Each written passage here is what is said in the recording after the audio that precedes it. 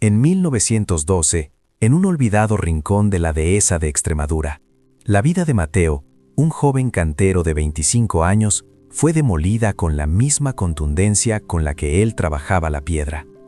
Se enfrentó a una condena por un crimen que no cometió: el incendio provocado de un granero perteneciente al hombre más poderoso de la región, el duque de Valmira. Durante 3 largos años, su existencia se convirtió en un laberinto de muros fríos, silencio y una humillación que se filtraba en los huesos como la humedad de su celda. Fueron 1000 días de intentos fallidos por apelar a una justicia sorda, de recaídas en la más profunda desesperanza y de pequeños avances que apenas lograban mantener viva una llama de dignidad casi extinta. Su nombre, antes sinónimo de trabajo honrado y palabra cumplida, se había convertido en una mancha, un susurro vergonzoso en las calles del pueblo que lo vio nacer. Su mundo se había reducido a la impotencia de ver cómo su futuro, su amor y el honor de su familia se consumían lentamente, como las brasas del granero que injustamente le atribuían.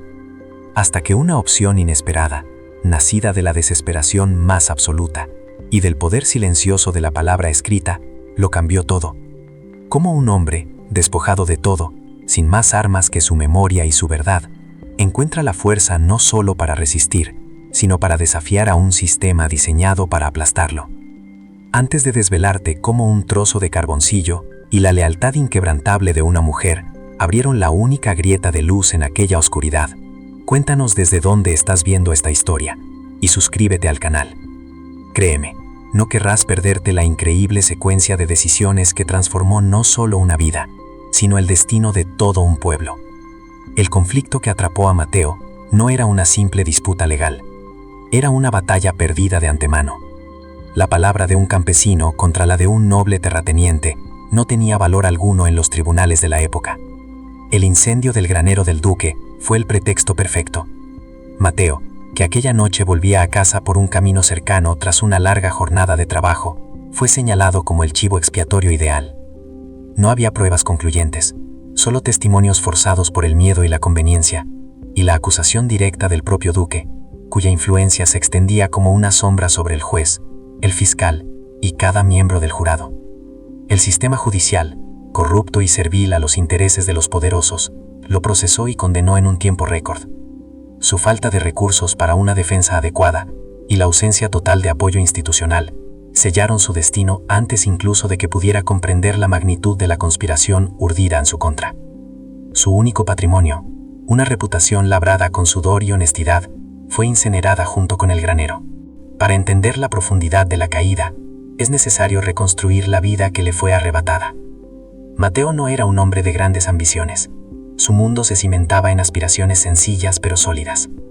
Era cantero, un oficio que había aprendido de su padre y que desempeñaba con un orgullo silencioso y una destreza que todos en la comarca reconocían. Sus manos, encallecidas y fuertes, no solo daban forma a la piedra para construir muros o reparar la vieja iglesia del pueblo. Estaban construyendo un futuro. Cada día de trabajo, de sol a sol, era un paso más hacia su meta: ahorrar lo suficiente para casarse con Elena, su novia desde la adolescencia, y construir para ellos una pequeña casa junto al olivar. Su vida transcurría al ritmo de las estaciones, marcada por el sonido del cincel, las conversaciones al atardecer en la plaza, y el cuidado de su padre anciano, un hombre cuya salud frágil dependía tanto de las medicinas como del orgullo que sentía por su hijo. Mateo representaba la promesa de una vida digna, labrada con esfuerzo propio en una tierra donde la mayoría de las vidas estaban predeterminadas por el linaje y la posesión de la tierra. No buscaba desafiar el orden establecido, solo encontrar su pequeño lugar en él. Un espacio de paz y trabajo que la palabra del duque borró de un plumazo. La sentencia de Mateo no solo lo encerró a él, levantó muros invisibles alrededor de su familia. El impacto en su entorno fue inmediato y devastador. Elena, su prometida, una mujer de carácter fuerte y leal, se negó desde el primer momento a aceptar la versión oficial. Se convirtió en su único nexo con el mundo exterior, un faro de esperanza en medio de la tormenta. Sin embargo, su lealtad le costó el ostracismo. Las mismas vecinas que antes la saludaban con afecto, ahora cruzaban la calle para evitarla, susurrando a su paso. La presión social era asfixiante, pero ella soportaba la carga con una entereza admirable. trabajando el doble en el campo para poder llevarle a Mateo algo de comida. Y sobre todo, para que él no viera en sus ojos la derrota. Pero el golpe más duro lo recibió el padre de Mateo.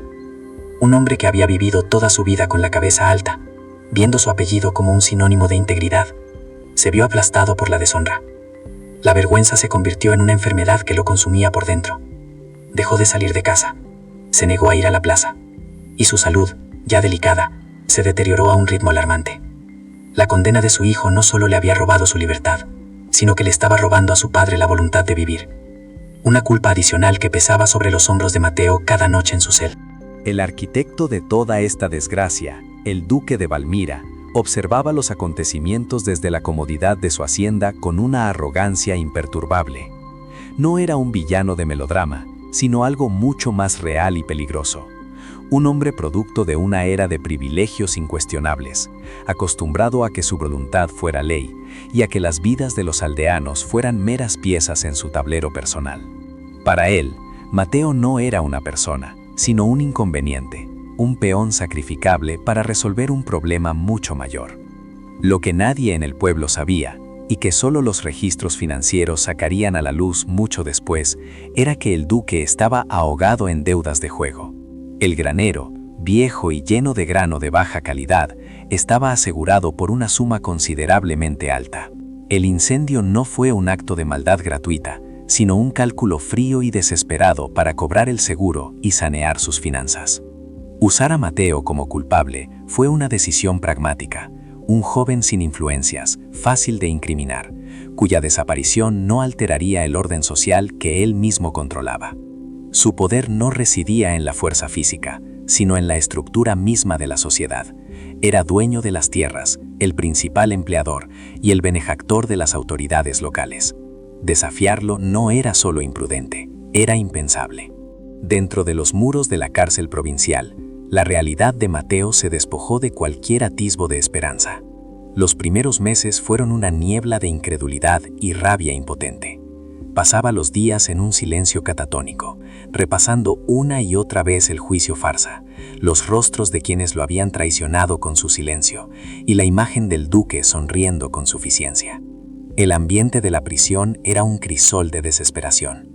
La rutina diaria, el rancho insípido, el patio polvoriento, las noches interminables, estaba diseñada para anular la identidad, para convertir a los hombres en números. Poco a poco, la rabia de Mateo se fue apagando, reemplazada por una apatía pesada y resignada. Estaba roto.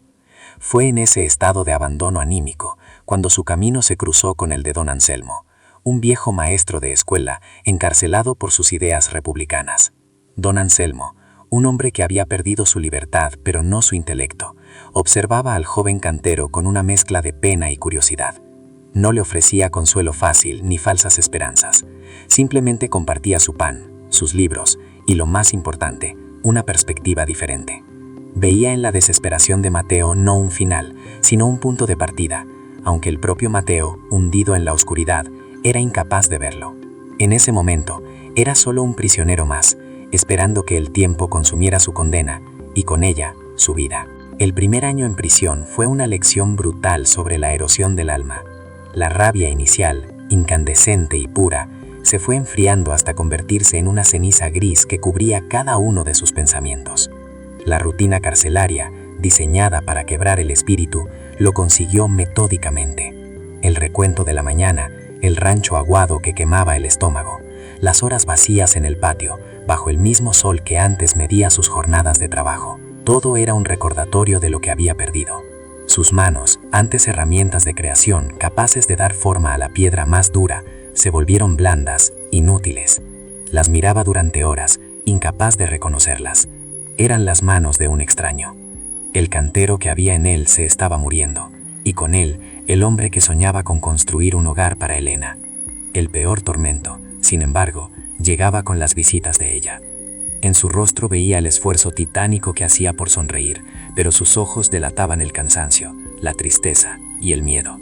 Cada palabra de aliento que ella le ofrecía era una daga de culpa en su corazón. Sabía que su encarcelamiento no solo le estaba costando la libertad, sino que estaba consumiendo la vida de la mujer que amaba y la de su padre, cuyo nombre él había arrastrado por el fango. La impotencia era un veneno lento, y Mateo lo bebía a diario. Mientras Mateo se desvanecía en la celda, la vida de Elena se transformaba en una batalla silenciosa librada en múltiples frentes. Su día a día era un ejercicio de resistencia extenuante. Se levantaba antes del alba para trabajar en las tierras de su familia, asumiendo una carga de trabajo que antes compartían entre varios, solo para poder ahorrar unas pocas monedas para el viaje a la prisión provincial. El trayecto era una odisea de polvo y humillación.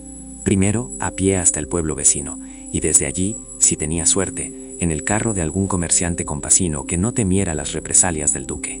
En la cárcel, sufría la mirada lasciva de los guardias y la revisión de la escasa comida que le llevaba a Mateo, un pedazo de queso o algo de fruta, que para ella representaban un lujo inalcanzable. Pero la lucha más dura era la que libraba en su propio pueblo. La lealtad a Mateo la había convertido en una paria. Las puertas se cerraban a su paso, las conversaciones se silenciaban. Soportaba los susurros y las miradas de desdén con una dignidad que enfurecía aún más a quienes habían elegido el bando del poder. Cada noche, al volver a su casa vacía, el peso de la soledad la aplastaba. No luchaba solo por la libertad de Mateo, luchaba por la memoria del hombre que era, por un futuro que se le antojaba cada vez más improbable, en un mundo que parecía decidido a borrar cualquier rastro de su existencia. La deshonra, para el padre de Mateo, fue una enfermedad terminal. Un hombre que había medido su vida por el peso de su palabra y la honestidad de su trabajo, no pudo soportar la mancha en el apellido de la familia. La condena de su único hijo fue un golpe del que su viejo corazón no se recuperó. Dejó de ser el hombre que era, el anciano que antes disfrutaba de la tertulia en la plaza, que saludaba a todos con un gesto de cabeza y una sonrisa parca, desapareció. Se encerró en su pequeña casa, corriendo las cortinas como si la luz del sol pudiera quemarle la piel. Se negaba a recibir visitas, ni siquiera las del párroco. Pasaba los días sentado en una silla junto a la ventana, pero su mirada estaba perdida en un punto indefinido del pasado, un lugar donde su hijo todavía era un artesano respetado y no un criminal convicto. Su salud, ya frágil, se desplomó. Perdió el apetito, y con él el peso y la fuerza. Su cuerpo se encogía, reflejando la contracción de su mundo. Los vecinos, al principio, lo atribuyeron a la pena, pero pronto fue evidente que era algo más profundo. Era vergüenza, una vergüenza tan corrosiva que le estaba devorando por dentro. Estaba muriendo lentamente, no de una dolencia física diagnosticable, sino de un honor herido de muerte. Cada informe que Elena le daba a Mateo sobre su padre era un clavo más en el ataúd de su esperanza. Dentro de la prisión, la presencia de don Anselmo era una anomalía. Mientras los demás prisioneros se movían con la resignación de bestias enjauladas, el viejo maestro conservaba una compostura que desconcertaba y a veces irritaba. Al principio, Mateo lo ignoraba. Veía sus libros y sus modales refinados como una afrenta, una reliquia inútil de un mundo que ya no existía para él. Don Anselmo no insistía. Comprendía que el dolor de Mateo era un animal herido que atacaría a cualquiera que se acercase demasiado, así que simplemente compartía su espacio y su tiempo en silencio. A veces le dejaba un trozo de pan extra junto a su jergón sin decir una palabra. Otras leía en voz baja fragmentos de Quevedo o de Cervantes, no para Mateo, sino para sí mismo, llenando el silencio opresivo de la celda con la cadencia de palabras que hablaban de justicia, libertad y la estupidez de los hombres. Poco a poco, sin darse cuenta, Mateo empezó a escuchar. Las historias de caballeros que luchaban contra gigantes y de hombres que mantenían su ingenio en la miseria comenzaron a filtrarse a través de su apatía. No le ofrecían consuelo, pero sí una distracción, un breve respiro del ciclo interminable de su propia desgracia. Don Anselmo no le estaba enseñando a leer, le estaba recordando que existía un universo más allá de aquellos muros, un mundo donde las ideas y las palabras todavía tenían poder. El punto de quiebre llegó en el ecuador de su segundo año de condena. Fue un día gris, de una humedad que se calaba en los huesos. Un guardia, conocido por su crueldad y por ser uno de los perros falderos del duque, se detuvo frente a la celda de Mateo durante el reparto del rancho.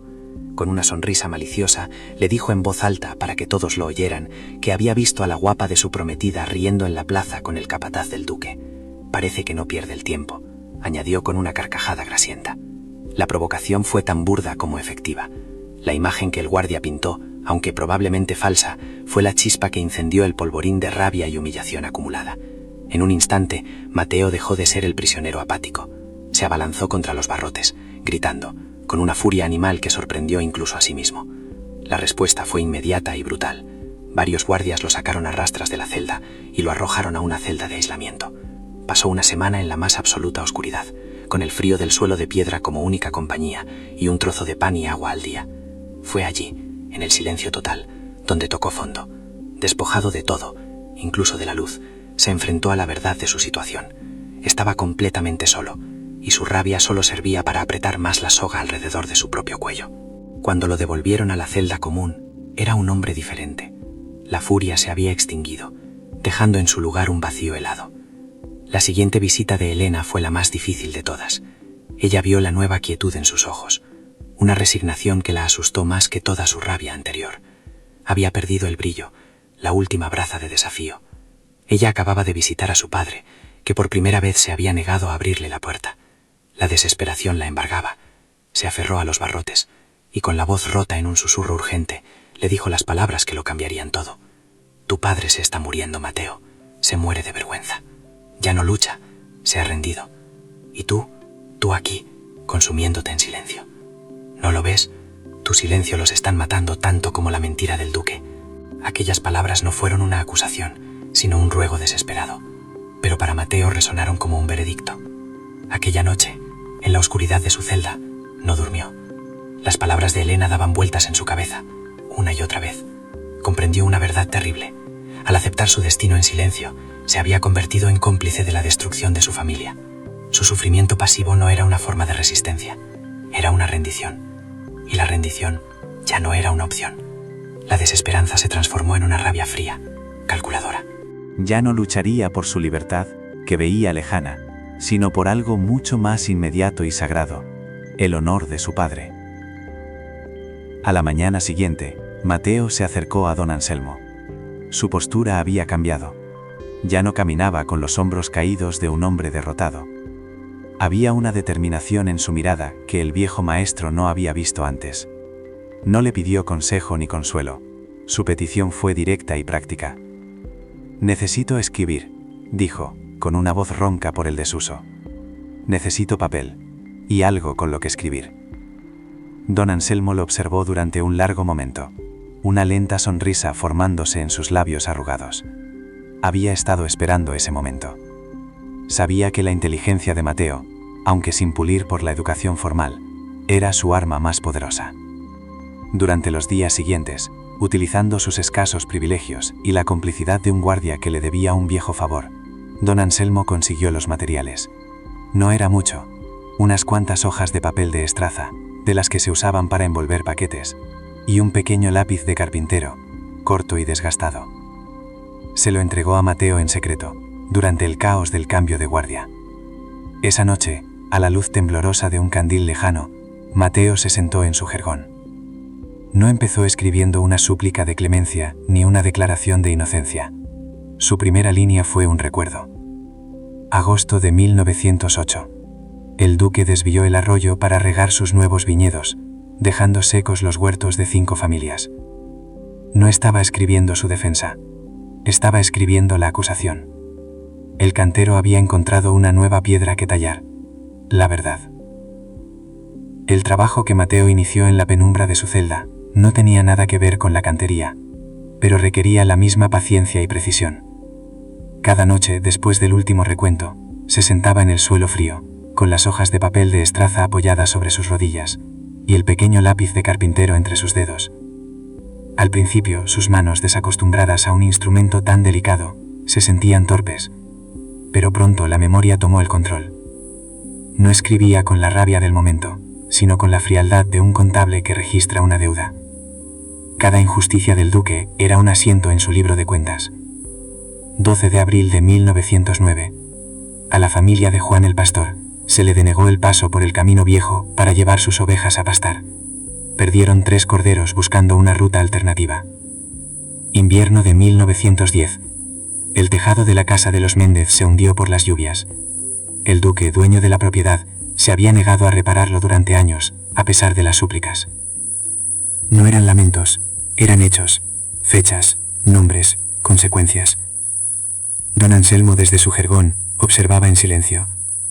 De vez en cuando le sugería una palabra más precisa, o le recordaba la importancia de evitar cualquier adjetivo que sonara a venganza. La verdad no necesita adornos, Mateo, le decía en voz baja. Su fuerza reside en su desnudez. Y así, noche tras noche, el cantero construía un muro, no de piedra, sino de palabras. Un monumento a la verdad que esperaba, algún día, derribar los muros de su prisión. La siguiente visita de Elena fue el momento más tenso de sus vidas. Mateo había llenado ya 3 hojas por ambas caras, un relato minucioso y escalofriante de la tiranía local. Dobladas con sumo cuidado, formaban un pequeño y denso paquete. Durante toda la visita, mientras hablaban de banalidades bajo la atenta mirada de un guardia, Mateo sostuvo el paquete en su mano sudorosa, buscando el momento oportuno. El corazón le martillaba en el pecho con una fuerza que temía que el guardia pudiera oír. El riesgo era inmenso. Si los descubrían, a él le esperaba la celda de aislamiento, palizas y la pérdida de cualquier privilegio por mínimo que fuera. A ella, una acusación de complicidad que podría llevarla a la cárcel. Finalmente, en el momento de la despedida, al darle un último apretón de manos a través de los barrotes, él deslizó el papel en la palma de ella. Fue un momento rápido, casi imperceptible, un acto de fe absoluta. Los dedos de Elena se cerraron sobre el paquete con una fuerza desesperada. No se miraron a los ojos, cualquier gesto podría delatarlos. Elena se marchó con paso firme, sintiendo el peso de aquellas hojas en su bolsillo como si fueran plomo. En su largo y solitario camino de vuelta al pueblo, cada crujido de una rama, cada sombra en el camino, le parecía la antesala del desastre.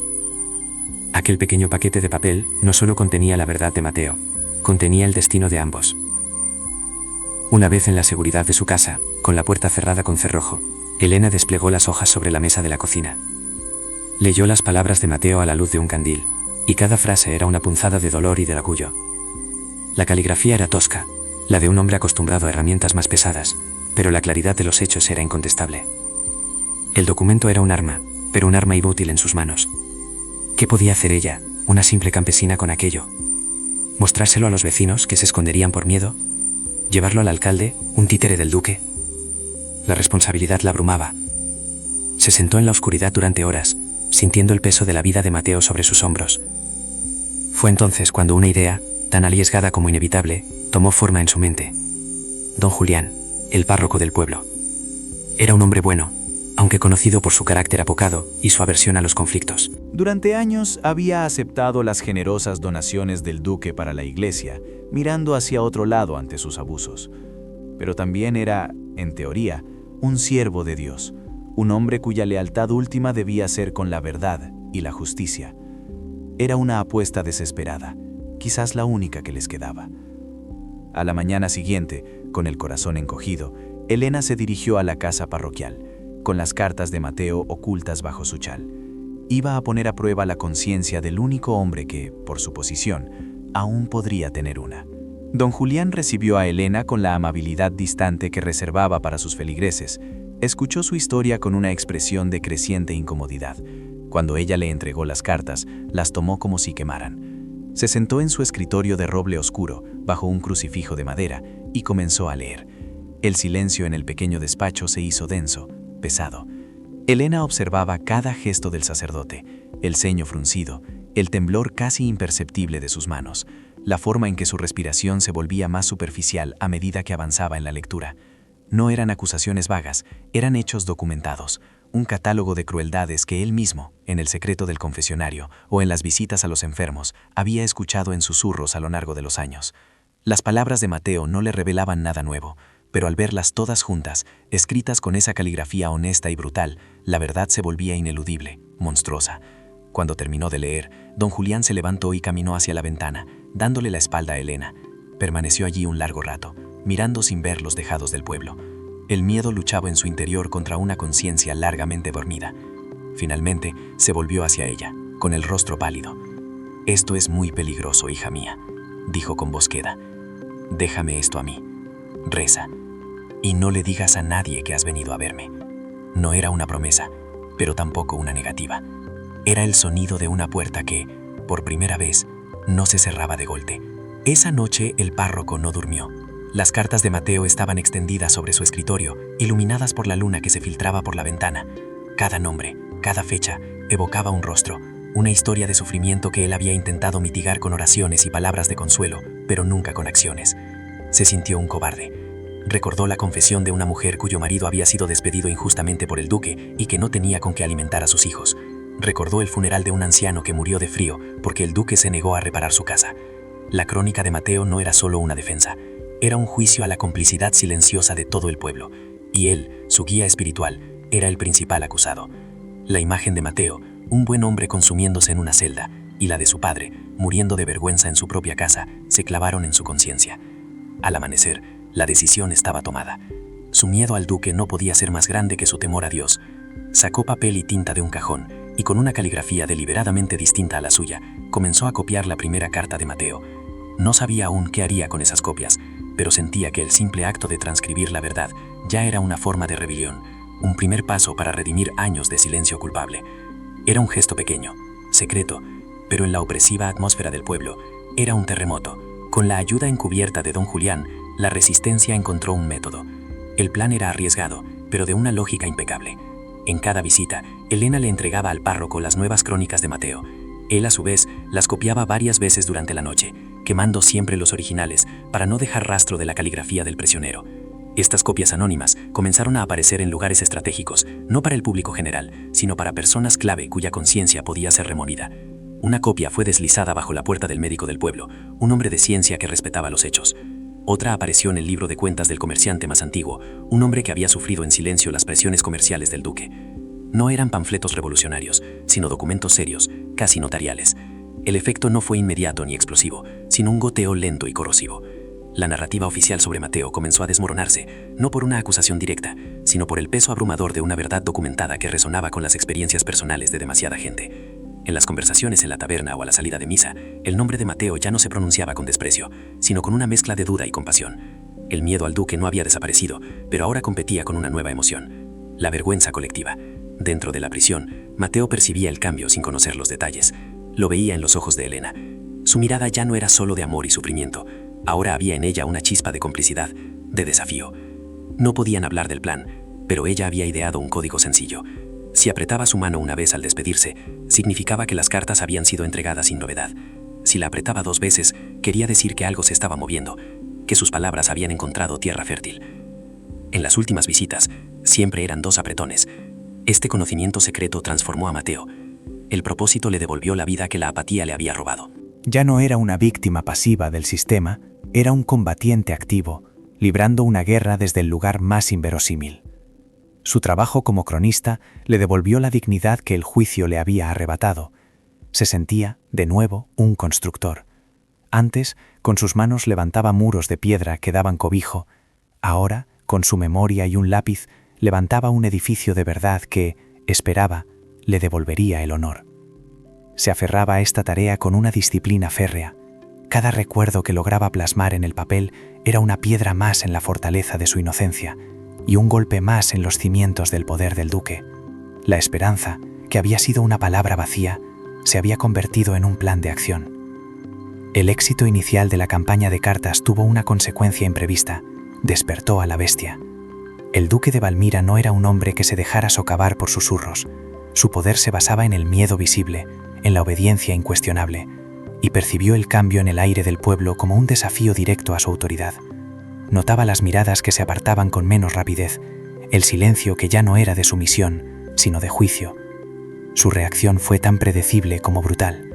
No atacó la raíz del problema que desconocía, sino los síntomas.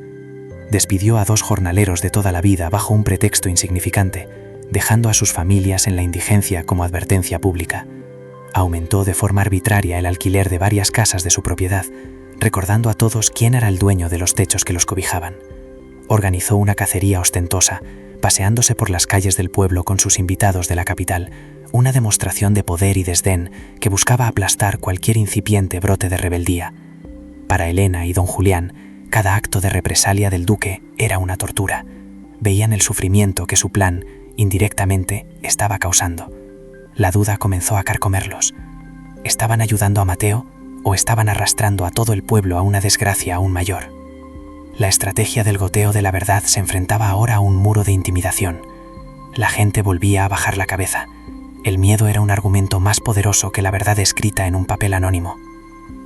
Este endurecimiento del duque se reflejó también dentro de los muros de la prisión. Los guardias, leales a su benefactor, intensificaron la vigilancia sobre Mateo. Ya no lo veían como un simple recluso resignado, sino como el símbolo de la afrenta que estaba ocurriendo fuera. Una noche, de forma inesperada, su celda fue registrada con una violencia inusitada. 2 guardias irrumpieron, volcando el jergón, registrando cada grieta de las paredes. Mateo observó la escena con el corazón detenido, el sudor frío recorriendo su espalda. Su última crónica, la más detallada y comprometedora hasta la fecha, y el trozo de lápiz estaban escondidos en un hueco precario tras una piedra suelta bajo su camastro, un secreto que solo él y don Anselmo conocían. Por un milagro, o por la simple torpeza de los guardias, no lo encontraron. Pero la advertencia fue clara. El riesgo se había vuelto insostenible. Aquella noche, en la oscuridad, don Anselmo le susurró una lección crucial. La repetición de una táctica, por exitosa que sea, la convierte en una debilidad. Te has vuelto predecible, Mateo, y en esta guerra, la previsibilidad es una sentencia de muerte. El incidente en la celda fue el catalizador de un cambio fundamental en el plan. La simple documentación de injusticias ya no era suficiente. Necesitaban un arma que pudiera detonar fuera del alcance del duque. Fue don Julián quien, en una reunión clandestina con Elena en la sacristía, pronunció la idea que lo cambiaría todo. Su voz era un susurro tembloroso, cargado de miedo y de una nueva y extraña determinación. «He oído hablar de un hombre en la capital», dijo, evitando la mirada de Elena. «Un periodista del Heraldo de la provincia. Se llama Ricardo Leiva. Dicen que es un radical, un hombre que no teme a los poderosos. Ha escrito artículos sobre los abusos de otros terratenientes en Andalucía. Quizás si él tuviera estas cartas». La sugerencia flotó en el aire denso y cargado de incienso de la sacristía. Para Elena, la idea era aterradora. La capital, Badajoz, era otro mundo, un lugar lejano y desconocido, lleno de peligros que no podía ni imaginar. Y encontrar a un periodista, a un completo desconocido, para confiarle el destino de Mateo, era un salto de fe ciego. Pero al mismo tiempo, entendió la lógica ineludible de las palabras del párroco. La lucha en el pueblo había llegado a un punto muerto. El poder del duque era absoluto en su propio feudo. Para derribarlo, necesitaban una palanca externa, una voz lo suficientemente fuerte para que se oyera en los despachos donde se tomaban las decisiones de verdad. La decisión de contactar al periodista Ricardo Leiva no fue fácil. Durante una semana, Elena vivió en un estado de ansiedad paralizante. La responsabilidad era monumental. Un movimiento en falso podría no solo sellar el destino de Mateo para siempre, sino también exponerla a ella y a don Julián a la ira del duque. Una ira que, sin duda, sería implacable. Pasaba las noches en vela, sopesando el riesgo contra la cada vez más remota posibilidad de una victoria local. La imagen del rostro demacrado de Mateo en la última visita y el recuerdo de su padre, encerrado en un silencio que era una muerte en vida, fueron los factores que inclinaron la balanza. Comprendió que el mayor riesgo no era actuar, sino seguir haciendo lo mismo y esperar un resultado diferente. La inacción era una forma de rendición, y ella no estaba dispuesta a rendirse. Con una resolución que la sorprendió a sí misma, tomó todo el dinero que había ahorrado con su trabajo, una suma miserable, y se lo comunicó a don Julián. No iría a Badajoz como una suplicante, sino como una embajadora de la verdad. El párroco, conmovido por su valentía, le dio el dinero de la última colecta, diciéndole que era para una obra de caridad urgente. Ambos sabían que estaban cruzando un umbral del que no habría vuelta atrás. Su pequeña conspiración de susurros y cartas anónimas estaba a punto de convertirse en una operación mucho más grande y peligrosa. El siguiente paso fue preparar el material para el periodista. Mateo, informado del nuevo plan a través de un mensaje críptico de Elena durante una visita tensa, entendió que ya no podía limitarse a ser un cronista. Tenía que convertirse en un narrador. Bajo la tutela de don Anselmo, pasó las siguientes noches reestructurando sus escritos. Ya no eran una simple lista de agravios. Don Anselmo le enseñó a conectar los puntos, a mostrar el patrón de abuso, a construir un relato coherente y devastador que no solo enumerara los crímenes del duque, sino que pintara un retrato psicológico de su tiranía. No escribas para un juez, Mateo, le aconsejaba el viejo maestro. Escribe para un hombre que nunca ha pisado este pueblo. hazle oler el polvo de nuestros caminos, sentir el miedo en la taberna, comprender la desesperación de una cosecha perdida por un capricho. La verdad necesita un corazón para latir. Mateo aprendió a infundir sus hechos con la emoción contenida de la experiencia vivida. Describió el temblor en la voz de un vecino al que le quitaron sus tierras, la palidez en el rostro de una madre cuyo hijo fue castigado injustamente. El resultado fue un dossier de una potencia extraordinaria, un documento que era a la vez un acta notarial y un lamento humano. Elena sacó estas nuevas cartas de la prisión en varios viajes, cosiéndolas en el forro de su falda, sintiendo el peso de cada palabra contra su piel. La cascada de aprendizaje había sido brutal pero efectiva. Habían comenzado con un acto de desesperación: escribir. Aprendieron que la verdad necesitaba un canal, y usaron a don Julián. Descubrieron que la intimidación podía silenciar la verdad local, lo que les enseñó la necesidad de una voz externa. Cada obstáculo no los había detenido, sino que los había forzado a refinar su estrategia, a volverse más inteligentes, más audaces. Mateo había pasado de ser una víctima a un cronista, y de un cronista a un estratega. Elena había evolucionado de una prometida leal a una operadora encubierta, una pieza clave en la resistencia.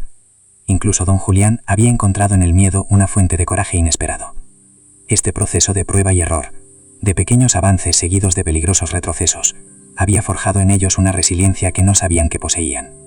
Ya no luchaban solo con la esperanza ciega de la inocencia, sino con la astucia adquirida en el campo de batalla.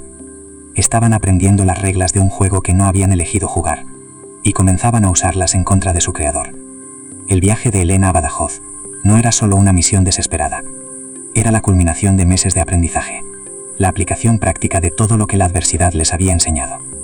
Era el movimiento más arriesgado de la partida, la jugada que definiría si todo su sacrificio había sido en vano, o el principio del fin para el duque de Valmira. El día de la partida de Elena, el pueblo amaneció bajo un cielo plomizo que parecía presagiar la gravedad del momento.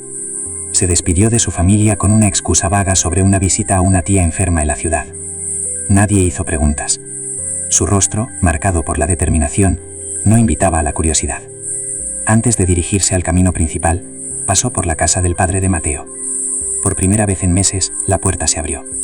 El anciano estaba más delgado, más encorvado, pero en sus ojos había un atisbo de la vieja llama. No hablaron. Él simplemente tomó la mano de Elena entre sus suyas, huesudas y temblorosas, y la apretó con una fuerza sorprendente. Fue una bendición silenciosa, un traspaso de la poca esperanza que le quedaba. Con ese gesto grabado en su memoria, Elena emprendió el camino. En el pequeño bolso de tela que llevaba, junto a un trozo de pan y un poco de queso, se encontraban las cartas de Mateo, el compendio de la tiranía del duque, y la única prueba de la inocencia del hombre que amaba. Cada paso que daba la alejaba de la seguridad de lo conocido, y la adentraba en un territorio de incertidumbre absoluta. No sabía si encontraría al periodista, ni si él le creería, ni qué consecuencias desataría si lo hacía. Solo sabía que tenía que intentarlo. En ese momento, Elena no era solo una mujer luchando por su prometido, era la encarnación de la resistencia silenciosa de todo un pueblo, llevando consigo sus miedos, sus verdades y su frágil esperanza de justicia. El viaje a Badajoz fue una inmersión en un mundo hostil y desconocido. Elena, acostumbrada al silencio de la dehesa, se sintió asaltada por el estruendo de la ciudad, el traqueteo de los carruajes sobre el empedrado, los gritos de los vendedores, el murmullo incesante de una multitud indiferente a su angustia. Cada rostro era el de un extraño, cada esquina una posible amenaza.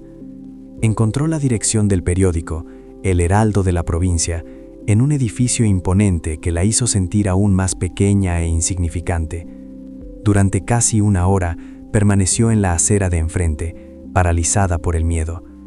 El miedo a no ser recibida, a ser ignorada, a que se rieran de ella. El miedo a que, si fracasaba, no le quedarían más opciones. Pensó en Mateo, en la quietud desesperada de sus ojos en la última visita. Pensó en su padre, consumiéndose en un silencio de vergüenza. La imagen de ambos le dio la fuerza que necesitaba. Con el corazón latiendo desbocado contra sus costillas, cruzó la calle, subió los escalones de mármol gastado y empujó la pesada puerta de roble. No sabía qué iba a decir, solo sabía que no podía volver al pueblo con las manos vacías. llevaba consigo la última oportunidad de 3 vidas, y su peso era casi físico. La redacción del periódico era un caos de humo de tabaco, el repiqueteo de las máquinas de escribir y hombres con prisas que gritaban órdenes. Elena fue recibida con la impaciencia reservada a los intrusos. Finalmente, consiguió que la llevaran ante Ricardo Leiva, un hombre de mediana edad, con ojeras profundas y una mirada que había visto demasiadas historias de miseria como para impresionarse con facilidad. Escuchó el relato de Elena con escepticismo profesional, asintiendo con la cabeza de vez en cuando, sin dejar de remover su café. Era una historia que había oído 1000 veces, el poderoso contra el débil, la justicia comprada. Pero su actitud cambió cuando Elena, con manos temblorosas, sacó las cartas de Mateo del forro de su falda y las extendió sobre el escritorio desordenado. Leiva dejó la taza de café, cogió la primera hoja. No era la súplica desesperada de un inocente, sino un documento frío, metódico, casi forense. La caligrafía era la de un hombre de trabajo, pero la precisión de los datos, fechas, nombres, cantidades, lugares, era irrefutable. Leiva siguió leyendo, una carta tras otra, y el escepticismo en su rostro fue reemplazado por una concentración feroz. Aquello no era un lamento, era una acusación formal, un acta notarial de la tiranía. Cuando terminó, levantó la vista y miró a Elena por primera vez como si realmente la viera. «Déjeme esto a mí», dijo, con una voz que ya no era escéptica, sino de una rabia helada y profesional. «El duque de Valmira va a saber lo que es la tinta de imprenta». El artículo se publicó 3 días después, ocupando la portada del Heraldo. El titular era una declaración de guerra, la tiranía feudal del duque de Valmira, crónica de un abuso desde la celda de un inocente. El texto de Ricardo Leiva era implacable. No se limitaba a narrar el caso de Mateo, utilizaba sus cartas como una columna vertebral para exponer el sistema de corrupción y miedo que el duque había tejido durante décadas. Cada hecho que Mateo había documentado estaba allí, presentado con una claridad brutal. El duque, al leerlo en su hacienda, soltó una carcajada. Lo consideró el ladrido de un perro radical, una molestia que se extinguiría por sí sola. Ordenó a su capataz que comprara todos los ejemplares que llegaran al pueblo para quemarlos en la plaza, una demostración pública de su desprecio. Pero no pudo detener su propagación. Algunos ejemplares llegaron de contrabando, pasándose de mano en secreto, leídos a la luz de las velas tras las puertas cerradas. El efecto en el pueblo fue una mezcla de terror y una extraña, casi olvidada, sensación de vindicación. La verdad, su verdad, estaba impresa para que todos la vieran. El miedo seguía presente, pero ahora tenía un contrapeso: el poder de la palabra escrita. La arrogancia del duque fue su perdición. Subestimó el poder de una verdad bien contada. El artículo de Leiva no fue un evento aislado, fue el inicio de una avalancha. El Heraldo tenía corresponsales en Madrid, y la historia de un noble terrateniente que actuaba como un señor feudal en pleno siglo XX era demasiado jugosa para dejarla pasar. Otros periódicos de tirada nacional recogieron la historia, citando el trabajo de Leiva y añadiendo sus propias investigaciones. Lo más importante fue que el artículo actuó como un catalizador para otras víctimas. Empezaron a llegar cartas anónimas a la redacción del Heraldo, no solo del pueblo de Mateo, sino de toda la comarca. Eran historias de otros granjeros, otros comerciantes, otros jornaleros que habían sufrido abusos similares.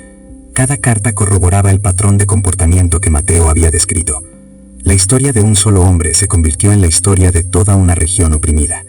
Ricardo Leiva publicó un segundo artículo, y luego un tercero, cada uno más documentado y devastador que el anterior. El nombre del duque de Valmira ya no era sinónimo de poder, sino de escándalo.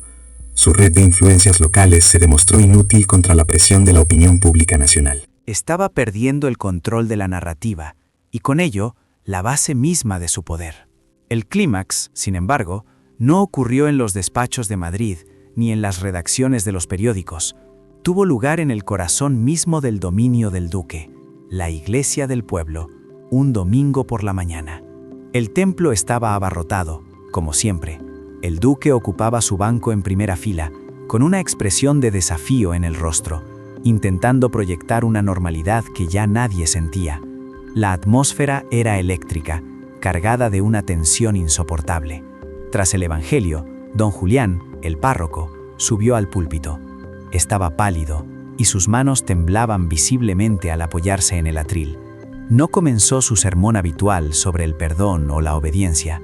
En su lugar, tras un largo y tenso silencio, sacó una hoja de papel doblada. «Hermanos», comenzó con una voz que, a pesar del temblor, resonaba en cada rincón de la iglesia. «Hoy no os hablaré con mis palabras, sino con las de un hombre de este pueblo que sufre en la injusticia». Y comenzó a leer.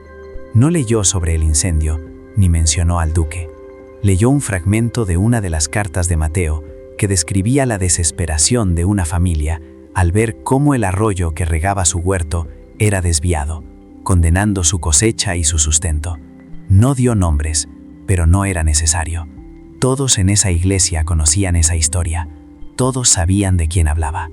El efecto de las palabras leídas por el sacerdote fue devastador. El silencio en la iglesia se volvió denso, pesado, un silencio acusador que era más ruidoso que cualquier grito. La vergüenza colectiva que había mantenido al pueblo callado durante años se transformó, en ese instante, en un coraje compartido. Las miradas, que durante tanto tiempo se habían desviado hacia el suelo, se levantaron. La gente se miraba entre sí, y en los ojos de sus vecinos veían el mismo reconocimiento, la misma ira reprimida, la misma verdad. Y entonces, como un solo cuerpo, esas miradas se volvieron hacia el banco del duque. Por primera vez en su vida, el duque de Valmira sintió el peso del juicio de la gente a la que consideraba poco más que su propiedad. Su rostro, antes arrogante, palideció.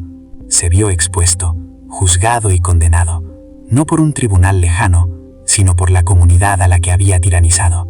El sermón de don Julián no fue solo un acto de valentía personal, fue la absolución moral del pueblo.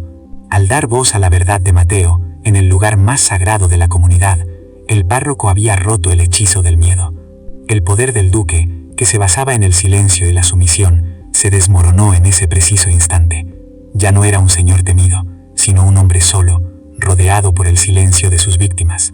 La combinación del escándalo periodístico a nivel nacional y la rebelión simbólica en el corazón de su propio pueblo fue el golpe de gracia. Las autoridades de Madrid, presionadas por la opinión pública y por políticos de la oposición que vieron una oportunidad para atacar al sistema caciquil, no tuvieron más remedio que intervenir. Una semana después del sermón de don Julián, 2 hombres con trajes de ciudad y maletines de cuero llegaron al pueblo en un automóvil, un vehículo que rara vez se veía por aquellos caminos. No eran los jueces locales comprados por el duque, eran investigadores especiales enviados directamente por el Ministerio de Justicia. Su llegada marcó el fin del antiguo orden. Se alojaron en la posada, no en la hacienda del duque, y comenzaron a tomar declaraciones de forma metódica y profesional. La gente, que antes no se habría atrevido ni a mirar a un extraño a los ojos, ahora hacía cola para hablar, envalentonada por el coraje del párroco y la seguridad de que por primera vez su testimonio sería escuchado. La investigación sobre el incendio del granero fue reabierta, pero ya no era el único foco. Ahora se investigaba un patrón de extorsión, abuso de poder y perjurio. Las cartas de Mateo, aquellas humildes hojas escritas en la oscuridad de una celda, se habían convertido en la hoja de ruta para desmantelar un imperio construido sobre la mentira y el miedo. La victoria ya no era una esperanza lejana, era un proceso oficial en marcha. La liberación de Mateo no fue un acontecimiento público ni una celebración clamorosa. Ocurrió en una mañana de otoño, con la misma burocracia silenciosa que lo había encerrado. Un guardia le abrió la puerta de la celda, le devolvió sus ropas gastadas y lo condujo por los mismos pasillos grises hasta la puerta principal. Al salir, el sol de la mañana lo golpeó con una intensidad casi dolorosa y tuvo que cerrar los ojos. No fue una explosión de alegría lo que sintió, sino una calma profunda, el alivio de un peso insoportable que se desprendía de sus hombros. Su regreso al pueblo fue igualmente discreto. Elena lo esperaba al final del camino, y su reencuentro no necesitó palabras. Fue un abrazo largo y silencioso, que contenía 3 años de miedo, esperanza y una lealtad inquebrantable. La escena más conmovedora, sin embargo, tuvo lugar en la pequeña casa de su padre. El anciano, que había recuperado algo de color en las mejillas desde la llegada de los investigadores, se levantó de su silla con una dificultad que partía el alma. Puso una mano temblorosa en el rostro de su hijo, recorriendo sus facciones como si quisiera asegurarse de que era real. «Has vuelto», susurró, y en esas 2 palabras se condensaba la redención de un apellido y la sanación de un honor herido de muerte. Mateo no había vuelto como un superviviente, sino como un hombre íntegro. Su victoria no se medía en la derrota de su enemigo, sino en la restauración de la paz en la mirada de su padre. El proceso judicial contra el duque de Valmira fue un mero formalismo, una conclusión inevitable a la montaña de pruebas que se había acumulado en su contra. Las cartas de Mateo, que habían comenzado como el desahogo de un hombre desesperado, se convirtieron en la pieza central de la acusación. Cada injusticia documentada, cada nombre y cada fecha fue corroborada por los testimonios de los aldeanos, que, liberados del yugo del miedo, hablaron con una claridad y una dignidad que llevaban décadas reprimiendo. El duque, despojado de su red de influencias y expuesto como un fraude y un tirano, fue condenado no solo por el incendio del granero y por perjurio, sino también por múltiples cargos de extorsión y abuso de poder. Su sentencia fue ejemplar, una larga condena en una prisión de la capital y la confiscación de gran parte de sus propiedades para compensar a las familias a las que había perjudicado. Su caída fue tan completa como lo había sido su poder. Abandonó la región en desgracia, su nombre convertido en una advertencia, un fantasma del pasado que el pueblo se esforzaría por olvidar. La justicia, por una vez, no había sido un concepto abstracto ni un privilegio de los ricos, había sido un resultado tangible, construido con la paciencia de un cantero y la tinta de un prisionero. El sistema que lo había condenado injustamente fue el mismo que, forzado por la luz de la verdad, lo había absuelto y había castigado al verdadero culpable. La vida de Mateo y Elena comenzó por fin en el punto donde había sido interrumpida. Se casaron en la primavera siguiente, en una ceremonia sencilla en la misma iglesia donde don Julián había desafiado al duque. No hubo grandes festejos, solo la presencia de la gente del pueblo, cuyas miradas ya no eran de lástima o sospecha, sino de un profundo y silencioso respeto. Mateo retomó su oficio. Sus manos, que habían temido olvidar la sensación de la piedra, recuperaron su antigua destreza con una nueva determinación. Cada golpe de cincel era una afirmación de su identidad, un acto de reconstrucción no solo de muros, sino de su propia vida. Con el dinero de la compensación que recibió del Estado por su encarcelamiento injusto y con la ayuda de sus vecinos, comenzó a construir la pequeña casa junto al olivar con la que siempre había soñado. Era una construcción modesta, pero cada piedra que colocaba era un símbolo de su resiliencia. No era solo un refugio para él y Elena, era un monumento a la idea de que un futuro, por muy destrozado que parezca, siempre puede ser reconstruido sobre los cimientos de la verdad y la perseverancia. Su trabajo ya no era solo un medio de vida, sino una forma de dar gracias, de reafirmar su lugar en el mundo, un lugar que había defendido y recuperado con sus propias palabras. La transformación más profunda, sin embargo, no fue individual, sino colectiva. El caso de Mateo había actuado como un despertar para la comunidad. El miedo, que había sido el aire que respiraban durante generaciones, se había disipado, reemplazado por un sentido de agencia y dignidad colectiva. La gente del pueblo, que antes bajaba la cabeza ante la autoridad, aprendió que su voz, unida, tenía poder. Organizaron una pequeña cooperativa para gestionar las tierras confiscadas al duque, asegurándose de que los beneficios se repartieran de forma equitativa y de que nadie volviera a depender del capricho de un solo hombre. Las conversaciones en la plaza ya no eran susurros temerosos, sino debates abiertos sobre el futuro del pueblo. Don Julián, el párroco, se convirtió en una figura central, no solo como guía espiritual, sino como un mediador y un defensor de la justicia comunitaria, su púlpito transformado en un faro de conciencia cívica. El pueblo había aprendido la lección más dura y valiosa, que la complicidad silenciosa es el alimento de la tiranía y que el coraje, aunque comience con un solo hombre, puede ser contagioso. La historia de Mateo se convirtió en la leyenda fundacional de una nueva era para la aldea, un recordatorio permanente de que la sumisión nunca es el único camino posible. Mateo, por su parte, encontró un propósito que iba más allá de la piedra y el mortero. La experiencia en la cárcel y la tutela de don Anselmo le habían revelado el poder transformador de la palabra escrita. Comprendió que la ignorancia era una forma de prisión tan real como la que él había conocido, una que permitía a los tiranos prosperar.